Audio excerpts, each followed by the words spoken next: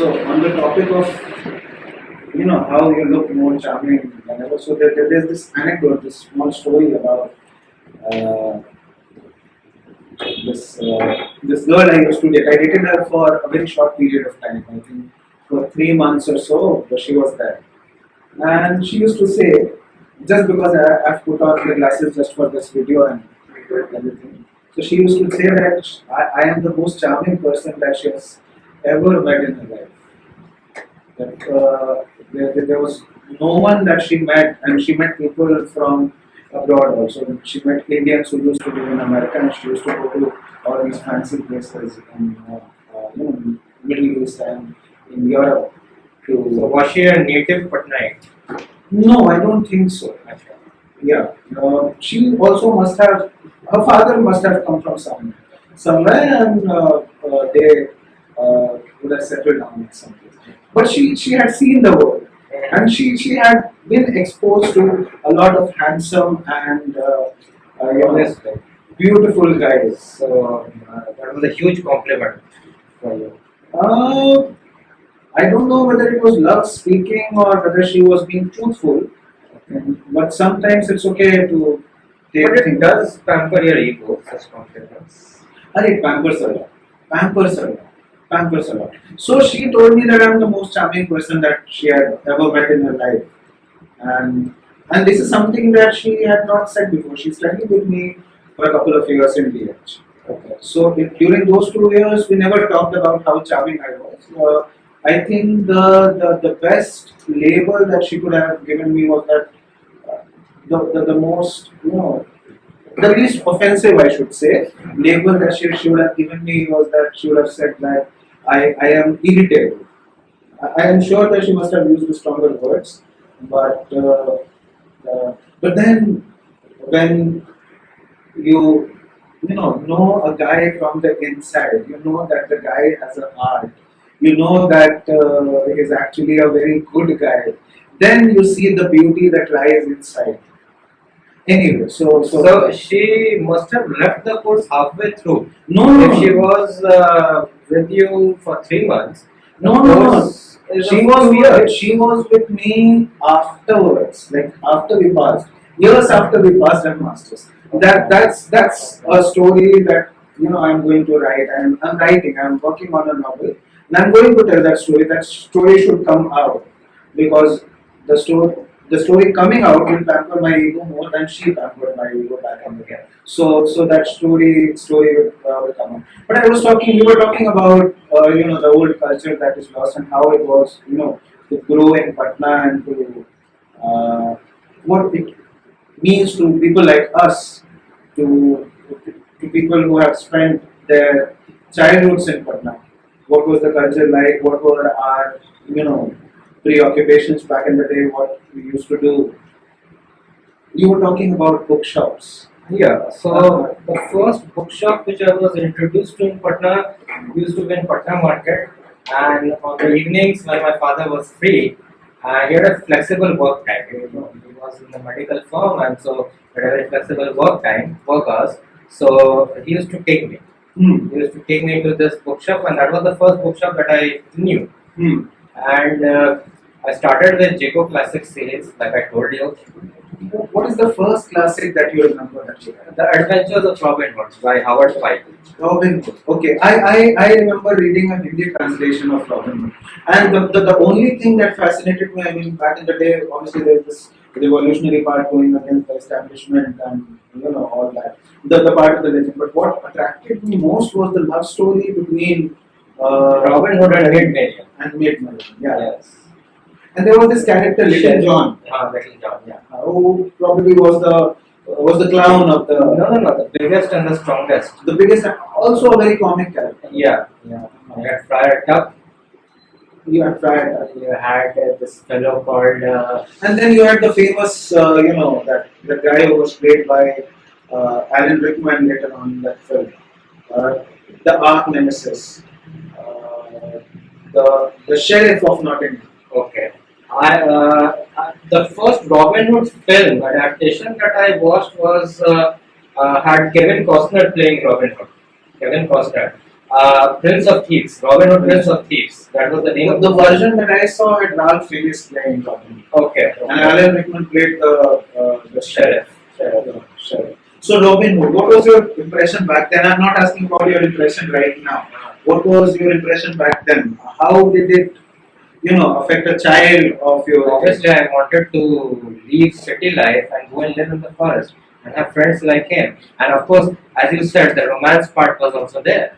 So how old were you back then? Were you a teenager or were you young? No, much younger. I must have been in LKG, UKG. LKG, and you were reading back then.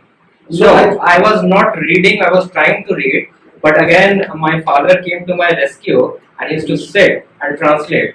Read the This is original something thing and translate. that our generation is missing. Absolutely. Our generation people, they are not as good as our fathers Right. were in terms of Right. introducing us. Right. They will always be better fathers. They'll always be better. Because I also remember the same thing. The earliest memories I have of, And I was amazed at how my father knew what I would like and what I won't, and he knew the exact stories that I would like.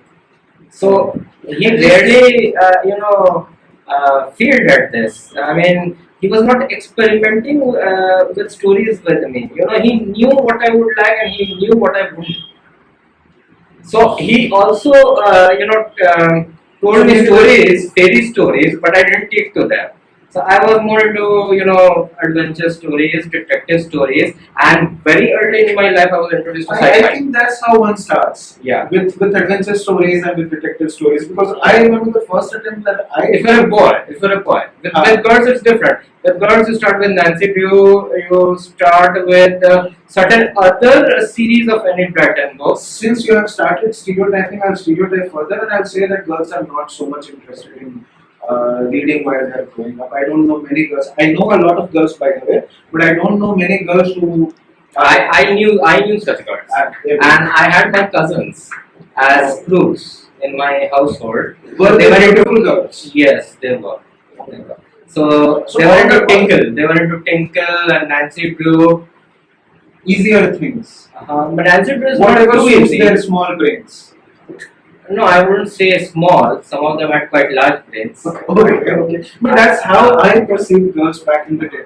I mean, the most that a girl could be was an object of affection for a hero in a novel. Right. Like Becky was to Tom. Right. But then later on, I made it a point. That since those books were there and books which were labeled girlish books, I would also go through them. So I read a lot of.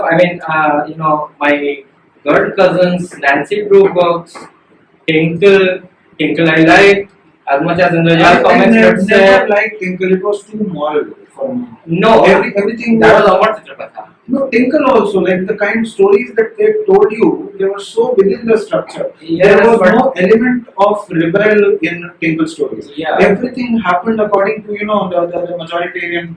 But then I loved Shikari Shambhu stories. I did not even like There was Shikari Shambhu always felt to me was a ripoff from Acme. From? Acme, the Looney Tunes cartoon. Okay. Yeah, so Yeah. I never They were liked. fun. Yeah, and this is what people say. Like, I have a cousin who always says that Malgudi was a great, influence growing up, and then he also talks about Subhandi and he also talks about Shikari Shambhu. But I've always felt that they were too much within the structure. There was no element of rebel in those texts. No, it wasn't. It wasn't. Rebel you got in books like, let's say, in the classics, Adventures of Robinson Crusoe, for example. I did not know how much I realized back in the day that I was looking for something that broke the structure. Let's say 20,000 Leagues Under the Sea. See, A man choosing to live out of society under the sea. So it's an adventure story. It has a lot of. I had a fight with a guy for this book. This book was owned by that guy, and we had an entire deal about exchanging this book back in the day. He was a friend in class who right now is an IPS officer, and we are not in contact. Hopefully, he doesn't remember that we had a fight over this book. But I had given him 2 comic books in return of 20,000 Leagues Under the Sea. He had given me 20,000 Leagues, and this was the deal that I'd give him 2 comic books and he'd give me 20,000 20,000 Leagues Under the Sea. Later on, he was not okay with this deal, and I made it a point that I was not going to return the book because I was a huge fan of science fiction back in the day, and the kind of science fiction. Kind of science fiction written by Jules Verne. Jules one, yeah. So after Robin Hood, that was the next step for me, Jules Verne. Jules Around the Verne. world in 80 days, 20,000 leagues under the sea, journey to the The center Center of of the the Earth, which again was one of my favorite books. Yes. Yes. And then I moved to H.G. Wells, and it happened very accidentally. H.G. Wells, what did you read? Heidi and Jekyll. No, that is by Robert Louis Stevenson. That is by R.L. Stevenson. H.G. Wells was the time traveler's Time Machine. The Time Machine. The Time Machine. Yes. And again, it was my father who introduced me to the Time Machine, and he was reading an adult version of the Time Machine, the original version. Okay. And you were given an average version of that. No, I was A like, simplified version. no, initially no. But I was like thinking, what kind of book is he reading? Because since it was the adult edition, there were no pictures. So there was nothing to tell me what the book was about. So we used to live in a joint family, and there used to be long power cuts, if you remember. Yeah, I used to live in a similar setup. And the books that are forbidden, those books attract you more than the books that you are allowed to read. Right, Yeah. right. And I tell you of one such book and how I came to read it. Lalita? No, Okay. I'm coming to that. So there used to be long power cuts during summer evenings. Okay, so by candlelight, my father, discouraged me to do homework or study because he said that it would affect my eyes. So since we were living in a joint family and my cousins were also readers, some of the cousins used to come to our room, and then they also used to discuss with their uncle, that is my father, what they were reading and what they should read. So at that point in time, my father was reading The Time Machine, and it was a Bengali translation. And one of my cousins, he didn't know. Even still now, he doesn't know how to read Bangla. So he asked my father, "What are you reading? And is it interesting?" I said that I don't know whether you people will find it interesting, but I find it very interesting. And this is maybe the 14th or the 50th time that He has read The Time Machine so many times. yeah. And he bought the book when he was a teenager. Okay. Okay. So this cousin of mine had the English version and it belonged to his father. So he said, "Is it the same story? Then I might give it a try." And then he started telling us the story. So that's how you got into it. And that's how I got interested. So I read the translated version, and that was when I was in standard 1. For me, The Time Machine was also about a girl. Okay. Most of the books that I read back in the day, I don't know what the plots were, I don't know what the stories were. All I remember is that most of the books that I read because there was some sort of love affair in those books that attracted me a lot. So it was always about whether the guy got the girl or not. It was always about the feeling that the excitement that it generated when these two, talk. Maybe I was always lonely. Maybe I was always looking for someone who was, adequate enough, Worthy companion. a very worthy companion. So, the Time Machine was similar. I think there is a love story somewhere. There is a very slight love story, but I mean, the girl is called Veena, but he loses her back in time when he moves out of that time. But the very idea that you could make a time machine And she gives him a flower, and by the time he reaches his own time, the flower withers. But it signifies that love still exists. love. Even in the future, when everything, I mean, those people have lost everything. They are not physically strong. They are not intellectual. So, no one reads. unrequited love mixed with a lot of suffering. Yes. That's what great literature is made of. Yes. Isn't it? So yeah. So I think also started in a similar manner. The bigger part of the discussion can be the kind of culture that we were growing in. I mean, these are the books that you picked up. You are a few years older to me. I still remember the first English book. The story was read out to me, and that was The Treasure Island by Robert Louis. I love that book. There used to be a parrot, there used to be a ship, and you could go. There's this treasure hunting in Tom Sawyer as well.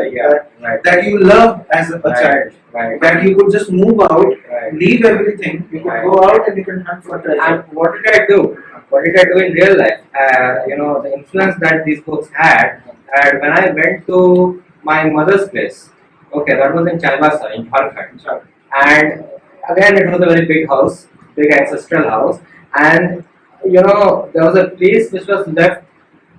There were no constructions there. It was like a back courtyard. Okay, and there used to be a lot of sand piled up there.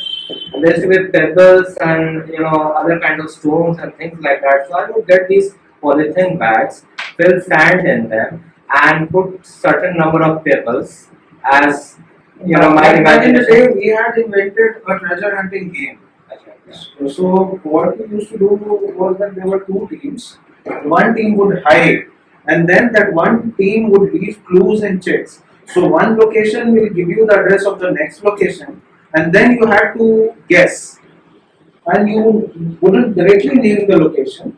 Suppose the first clue is given to you. Subtle hints. Yeah, and the first clue says that the piece of paper says that you will find the second piece of paper at a place where you find something sweet.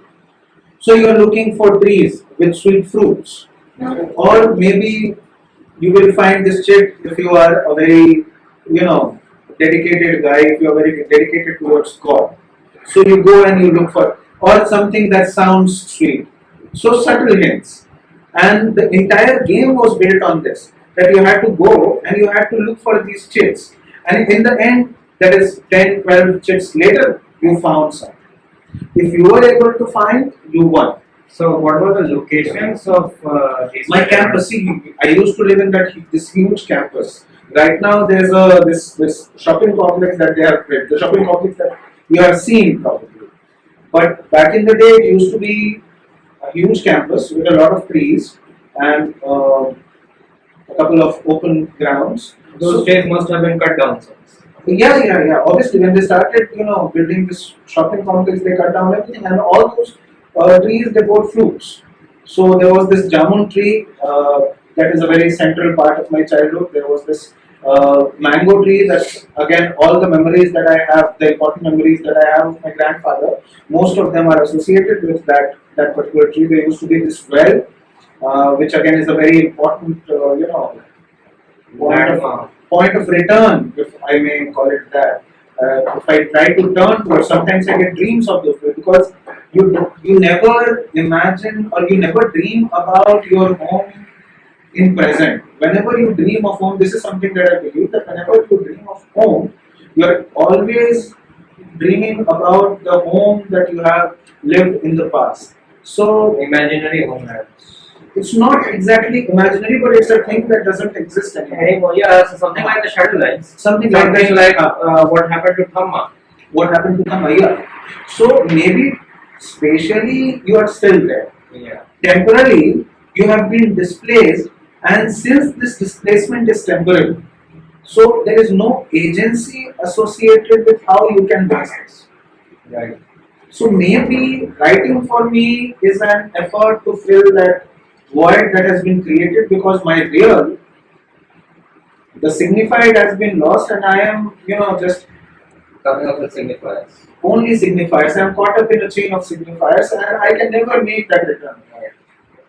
This theoretical understanding obviously was not there back in the days, but the feeling. But again, we come back to the time machine when you talk about this, because the time machine used to be at the same space, but the time used to change. And so it was that vehicle that could Right. make that travel into the past possible. Right.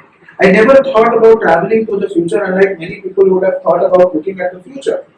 But it was never back to the future, it was always ahead to the past.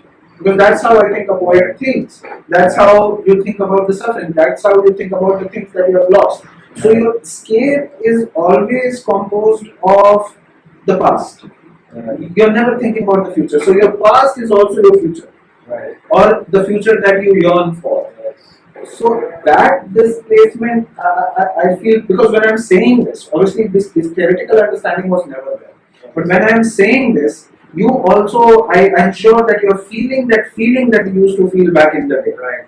when we were younger, when we had that innocence Right. that you lose once you become disillusioned, once you become aware of the world, once you become aware of the trivialities of the world around you, Right. you you lose that innocence, then our sufferings and our yearnings, they are made of this loss. They are made of this feeling that you are feeling. There's this void inside. And these trivialities as restricting influences on Yeah, and you want to run away. you. Right. And then you never want to run away to a better future. If you are truly a literature person, you never want to run away to a better future. You always Yearn want for to, the past. like Black Beauty Right. does in the end of the novel. Like he imagines that he is in that farm with those very people who love him. So that becomes your point where you want to go ideal. And because you are remembering, because you are glorifying, you are also constantly aware that even back in the day when you were actually in that time was maybe not so perfect. Right. But at the same time, Or you did not realize its importance that it will have upon you in the future. yeah, maybe it's that too. You took it lightly, you took it casually. Though I would differ a little when So I was wondering that after Enid Blyton, what kind of books did you move on to? Writers, genres, it can be anything. yes, so let's say I was reading Enid Blyton a lot, Famous Five, Secret Seven, and similar books, not just Enid Blyton. Hardy Boys Yeah. maybe. Not Hardy Boys. I never read Hardy Boys. I was very curious about what they write in those books, but Hardy Boys, Nancy Drew, Agatha Christie, I was not very interested in. Agatha Christie is one of my mother's favorites, Yeah. but I was never into all that. But what happened was that by that time I had started developing an interest in other languages also. So it led me post Britain. I moved into various directions. I don't know who owned, probably my aunt owned that volume, or probably it was an old volume that my uncle had left before moving to Delhi. I got hold of a volume of books, a collected edition of Prasad's works, Jaiswalkar Prasad's Okay. novels. Okay. And Prasad is one of the most difficult writers to read in India. Language is really difficult. There's a lot of heavy words. But I was not into it for language. I was not into it for learning something or for reading. Reading was not a mean to increase your intellect or to get that kind of sophistication that people generally read for these days.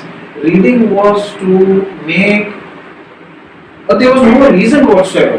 After all, what else could you do back in the day? This is something that I love doing. I spent time with books because I loved the stories. I met so many people who were in many ways better than a lot of people that you meet in the real world. Right. Also, since they were just written words, you could imagine how these characters look. And you could always, get a sort of a pleasure with the kind of perfect lives these characters led. Obviously, I was not yet into Russian novels, I was not yet reading, though a lot of Russian novels, they were there in my home because of my uncle's association with the Communist Party. So, the branching out was very, was something that was not expected firstly, and then there was no plan as such that from here I'll move on to this point. One of my cousins used to read a lot, so he gave me some books. An older cousin of Older cousin, and was probably the only person who used to have a literary bent in my entire family, my entire generation, that is. Because previous generation had a couple of people. Yeah, you just mentioned him. So he, I don't know how much he was interested, and I don't know when he surrendered to the pressures. He went on to pursue a graduation in literature. That's a good thing. That's probably the most satisfying thing that I I feel about him. That he is someone who So he was the person I connected most to because of the age, and he was the person that I looked up to. He was 4 or 5 years older to me, and he was the person I looked up to because he also used to read a lot. And he And Patna resident too, or did and he? a Boscoite Okay. and a Boscoite. Okay, fine. I was not a Boscoite at the time, and I am not particularly proud of being a Boscoite, except for the fact that Don Bosco, shaped the writer inside me by purely ignoring me in those 4 years that I was there for. So, and that Don Bosco had a library which was very badly catalogued. You couldn't find a single book. You yourself, yeah. So, fellow sufferer. So most of the books they were not related to literature. They had these reader digests and they had these. And some of the novels were considered to be adult novels, which were not let out. So, even if you went for those novels and asked the librarian to issue them, he would look at you very And the apprehensively. librarian was a very dull guy. Now that Yeah. I think of it, he was some South Indian fellow. Yeah. Tall, lean fellow. Yeah, I never got his name. Yeah. So probably in your time he was the Yeah. He was there for a long time. For a very long time he was a very bad librarian, I must say. Yeah. Because now when I think of it, I could never ask him about a book and he would give me that. But I have fond memories of locating certain adult books when I was, let's say, in standard 7 or standard 8, and which were considered unsuitable for that age. And the librarian, since he was not very well informed, and he couldn't make out that this was a sort of forbidden Because book. most of these books were donated books. Yeah, so he issued them out to me, I and think when I succeeded, my first exposure to sex happened because of the librarian. And here I am cursing the librarian, I should be thankful. yeah, So it was maybe he enlightened you. Yeah, he enlightened me. So and these books, the people who were actually interested, they used to hide these books. Yeah. And people who were interested in reading, they knew where to look for these books. And Because sometimes, if you are friendly with your senior students, they would say that where they had kept that book, because it was not likely that it was issued after they had returned the book. but then it was a library that was frequented by a lot of teenagers. So Yeah. all those books they had drawings. True. Really crass drawings. True. And then they had abuse words, Hindi galis written here and there. And every time you picked up such one book and you one such book and you wanted to get it issued, you were always afraid that the next time you are returning that book, if the librarian flips through the page and if he is able to make out or see that drawing, is going to blame you for that drawing. Right. But he never did that. And he never. Because he had so much work, and So the same thing that I'm cursing him for actually was his fault. and actually I was overjoyed when I was successful in getting these books issued. Because there were some other novels to kept aside, maybe for teachers, I don't know, but they never issued them, saying they were unsuitable. For Nobody read back in the day in Don Bosco, I think. Nobody read. Some read, and more girls read than boys. Boys were into fights, were more interested in fights. And into girls. Fights for girls, even when the girls didn't know that 2 or 3 fights had already taken place. I've been for that. involved in a couple of such fights and the girl, obviously the girl still doesn't know what to say at that time. The girl still doesn't know. I love her, she's the love of my life, but she still doesn't know. She's married, she probably has a child. There's no way of knowing because she has blocked me on all the socials. But then I got into a couple of fights. I learned diplomacy because of my affection for that girl, because But a lot of guys were after that girl. But if a son again is admitted to Don Bosco, then he'll be going through the same experience all over again. Alright. I don't know whether it's the same nowadays or not. But you identify the smell, you identify the culture, and you identify the roots that that are still pretty much in there. Nowadays, one thing is there that the boundaries that were drawn between boys and girls in Don Bosco back in our days is no longer there. It is no longer there, and that if that wall is there, it's become transparent. It has developed holes like the Dutch walls. So if this were to happen back in the day, I would be a married guy, and everything that is said about marriage right now Sound like hypocrisy. will be, yeah, obviously. I don't have to put myself in the words. So, coming back to your question, so it was sort of, getting into a lot of things at once. I did not discover Harry Potter or Lord of the Rings or the kind of books that people in convents read till I got into standard 10, and obviously this was because of my sister, because she was the one who started reading, fantasy. I was not into fantasy that much. But what I got hold of first, I got hold of some classic Hindi literature, which fascinated me because it took a long time to read those books. So timing was also very important, because if you got these magazines, I used to take a lot of magazines. You got these magazines won't take more than an hour to finish. So you needed books that would last you days. So Hindi classics, because they were available, no other reason. There were a couple of cupboards in the house where people who had left, they had kept their books that they couldn't carry. So in some ways they were leftovers, because they did not, take those books to wherever they went. And then because of this cousin, I That read is something which I share with you, the same background. Yeah. Leftover books, leftover by uncles who have moved out of Patna and didn't carry them, or they moved so far away they didn't want additional luggage because they had already gone through those books many times. Exactly. So, because of that, a lot of Hindi literature, English literature, because of my cousin and because of Dr. Ila Malik, who used to, at the time, introduce me to a lot of books. Then, Russian novels also. There were a lot of old PPH publication books that were there in the house because of my uncle's association with the Communist Party. I remember reading a version of The Idiot by Dostoevsky. It was translated as Boredom in Hindi. So there was that. Then I used to take this magazine, Nanne Samrat, which used to publish, translations of Foreign classics. foreign classics. So I remember reading David Copperfield for the first time in that magazine. Okay. Similarly, they published Anna Karenina. That's how I got to Anna Karenina.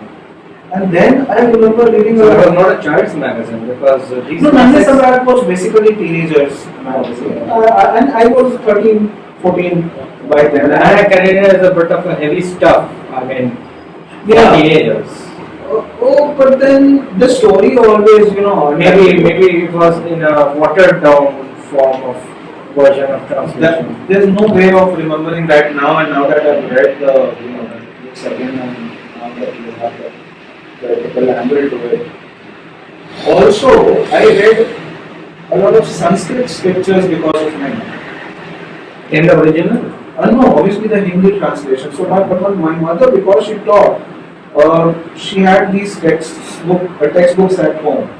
So I got hold of Kalidas at a very early age. I not maybe many people must have read by that age, but for me it was a really early age, and people in my age group around me, they were not reading Kalidas at that time. So I got hold of Kalidas. Again, the fascination was the idea of love. A lot of Purans also, because of the stories that they offer. And it has all the elements. Yeah, coming from a very religious family, we had a very good stock of all those Purans. So all the stories, and those stories somehow stay. That's the major part, because these days whatever I read, I tend to forget a lot more quickly. Memory was not like that back in the day. Some of the things that I've read when I was 13, 14, I can still remember, and I can still recall whenever I want. Because I also feel there's something that I believe in. I believe in that our first experiences are really important. Our first exposure to language, our first exposure to these ideas that our world is constructed of. So, whatever we do after these first experiences in life, whatever we do, we always, tend to try to recreate the feelings that we felt when we had those first experiences. Right. So everything that I'm reading right now, let's say I will read in my life, all the reading, everything I do, every drive, every desire that I have, all these together will be an effort to return to, A nostalgic past. a nostalgic, a past, or the feeling that I had when I first experienced, the first time you kiss a person, the first time you become aware of the smell of the other, the first time you make love to somebody, the first time you realize that there's someone who has singled you out in this entire universe, the boost that your ego gets. After all, we can reduce love to that as well. Right. So all that, and the first experience of just realizing that there's this huge world out there that can be magical as well. For me, magic has never been Separated from love. from not just from love. It's not something that has been fantastical. It's always been about the human aspect. It's not something that is beyond human. It's not something that is meta-human, and it's not something that is beyond material. It's always been something that is material. The subtleties of the ordinary life that they provide you. There have been many teenagers like Tom. There have been many teenagers like Becky. There have been many guys who have wanted to not grow up like Peter Pan. There have been many guys like me who have loved Brian Adams and who have loved songs like Summer of '69 and 18 Till I Die. You are one very good example. So this I am a good example of the same kind of a person. Right.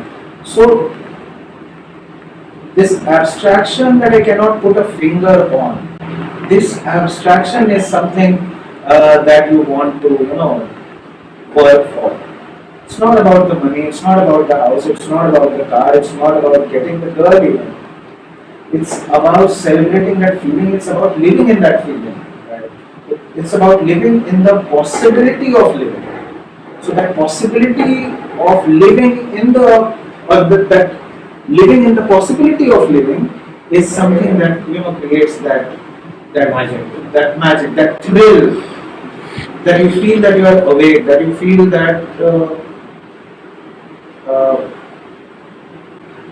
that you are capable of something that the others are not. You are seeing things that others are not able to see. I am sure you have had the similar experience. Like, what did you read after? At that point in time, simultaneously, I was reading English, both English and Bengali books, and I used to read a lot of translations from foreign languages into Bengali. So you are a fluent reader in Bangla? Yes, I am. Yes, I am. In 3 languages actually. Hindi, English, and Bangla. Yeah. So I grew up with all which is a very good skill to have. trilingual, but I have always wanted to read for you, but I've never been able to because I don't feel that the translations can do justice. The same can be said for Tagore. Correct me if I'm right, absolutely. Absolutely, because Tagore himself was of the opinion that his translation of Gitanjali was nothing even close to the original, and actually he was very dissatisfied with his translation. And it was W.B. Yeats who wanted to publish it and open the thing to the public, but before publishing he wanted to revise the translation. It's always about the the feeling that is lost in translation. Which Yeats did not allow him to do. He was very dissatisfied. So the first work of Russian literature, let's say, since you're so interested in that, let me tell you how it began. The love for Russian classics. Initially, my father knew how to take me very slowly through such a gigantic monument, if it can be so envisaged, Russian literature. So the first story that I was introduced to was by Leo Tolstoy. You read a lot of short stories, isn't it? Yes. This is a place where I lack. I have read poems, I've read novels, but short stories I have not read. I remember reading a lot of Mopasa translated into Bengali, and that was something which made made the readers uncomfortable. But sometimes I did not let them know what I was reading. So there was this Bengali magazine called Nobo Kollol, and that was Which is in Hindi it will mean enough alone, the new sound. yes, Okay. yes. Huh. So I think they got the name from the dhaks that are used during Durga Puja Never. In that sense. yeah, in pandals. Huh. So this used to have a section of foreign short stories translated into Bengali, and I used to get hold of these naturally both in my father's house as well as in my mother's place. A lot of people used to subscribe to this magazine, Novel Columns. It was live all around. Okay. So, and I knew how to read. So nobody had the time to like watch over me all the time. So I read a lot of Mopasa. I read a lot of O. Henry. Okay, but when it came to Russian literature, it was again my father who introduced me to the well-known short story of Leo Tolstoy. God sees the truth but waits. God sees the truth. Okay, so this was my first introduction. Then I don't remember, but it was another story by Tolstoy, and now I had got the taste of Tolstoy, and I was craving for more works by Tolstoy. So there was this medium-sized almirah in my house, ancestral house, the house which I no longer live in. It had only Bengali books. And since my grandfather was the founder of the Bengali department of Patna University, there used to be a lot of free copies given to him in order to make syllabi of different universities and also for recommendations. For recommendations. So he left all that behind. Unfortunately, I never got to meet him because he died early. He never retired. In fact, before his retirement. So all those books were left behind, and I found that there was only one other work by Tolstoy among the Bengali books, and that was Anna Karenina. Anna Karenina, I think, has been translated a lot. Several times. Yeah, and that was an abridged version. But my father said that I had asked my father that whether our house has any other works by Tolstoy.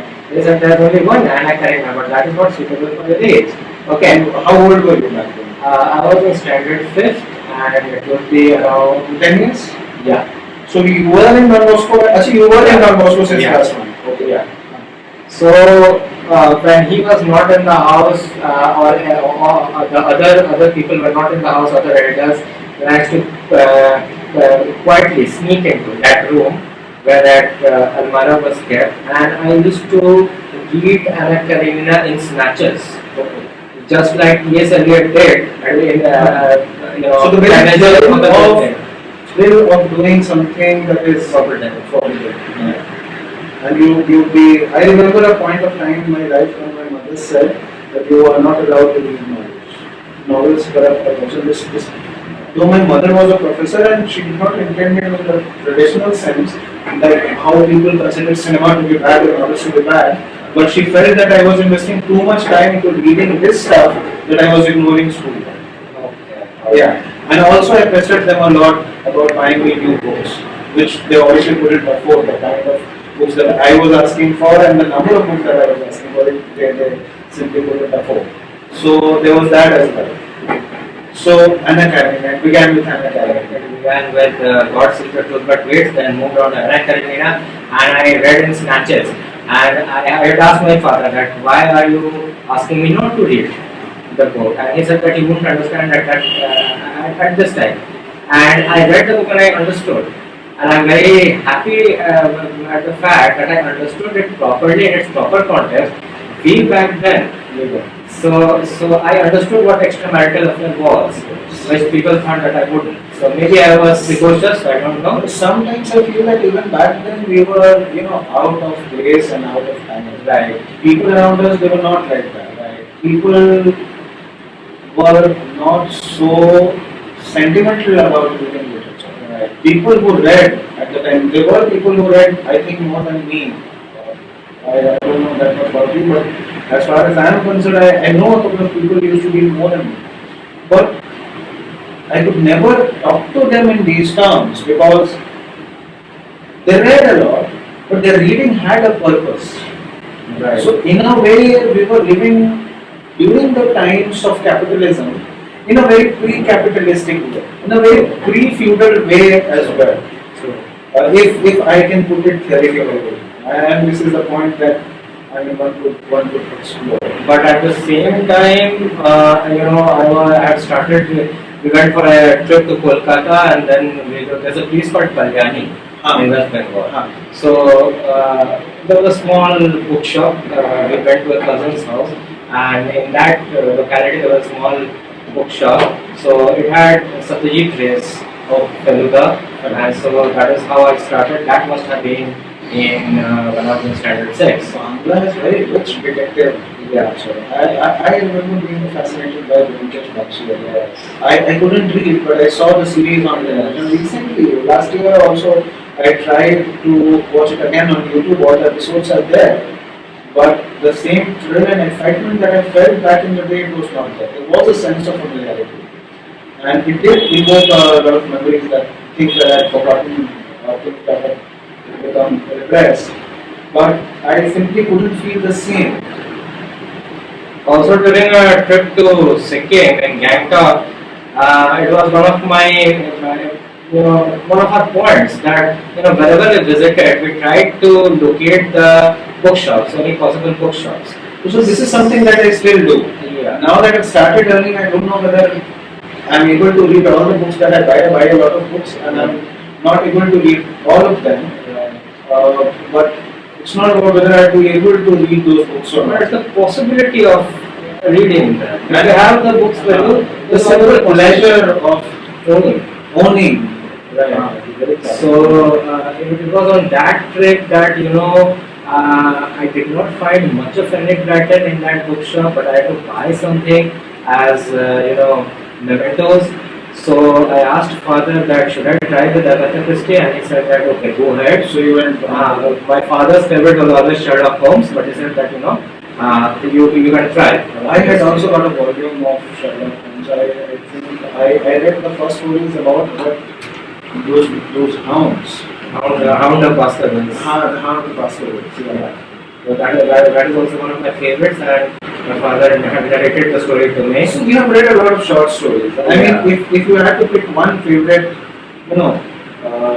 genre, you would pick up. It would be doing great injustice to the other genres. Because but you can love many women at the same time.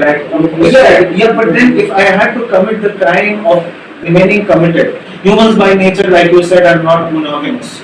But then, if I had to commit the crime, if you had to pick up one, what would you pick? Short stories, poetry, or novels? In terms of literature, I really can't remember that. I will. That's why you're not married, and that's why I am also not married. I will pick up every genre. So the point of this entire conversation is this: that when you are in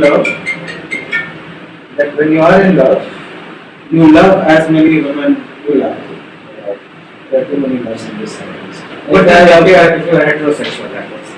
And if you are homosexual, then as many of your own sex as possible. And if you are I try to be as politically incorrect as possible during conversations, because I don't buy the shit that postmodern is trying to sell to us. So I intentionally. But I was trying to be inclusive.